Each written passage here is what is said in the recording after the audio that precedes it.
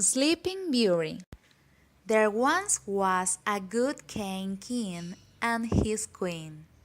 After many years, the queen had a baby girl.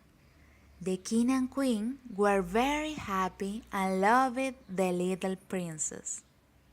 When the baby princess was christened, the king invited 6 good fairies of the kingdom to a feast at the palace.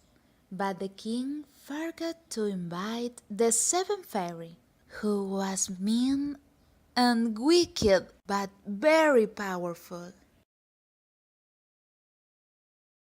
The wicked fairy showed up at the palace very angry and said to the baby, "When you turn 16, you will prick your finger on a spinning wheel and die." And then she disappeared.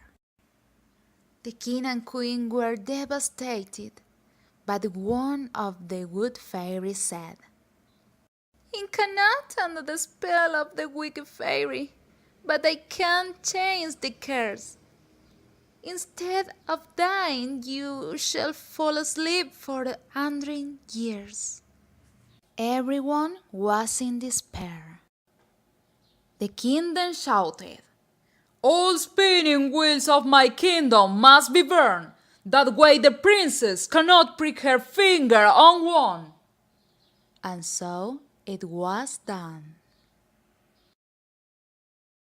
When she turned 16, the princess was wandering through the palace, and she saw a little staircase she had never seen before. In a room at the top of the staircase, she found an old woman with a spinning wheel. It was the wicked fairy in disguise. "What are you doing?" asked the princess. "I'm spinning. Come, I'll show you," said the wicked fairy. And when the princess put out her hand, she pricked her finger. At once she fell asleep. But the spell was so strong that everyone else in the palace fell asleep as well. The years went by, and a dense forest grew outside, hiding the palace.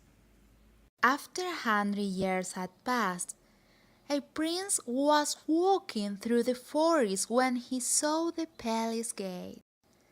He entered the gate and saw everyone sleeping. He then went to the tower and found the princess asleep. He was so overwhelmed by her beauty that he kissed her gently. She opened her eyes and smiled. "You come at last," she said. Suddenly, everyone in the palace woke up, and the king quickly thanked the princess for breaking the wicked fairy spell.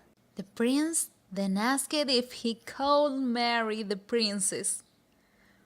"Of course," said the king. "Yes, please," said the princess. The prince and princess had a grand wedding, and they lived happily ever after. The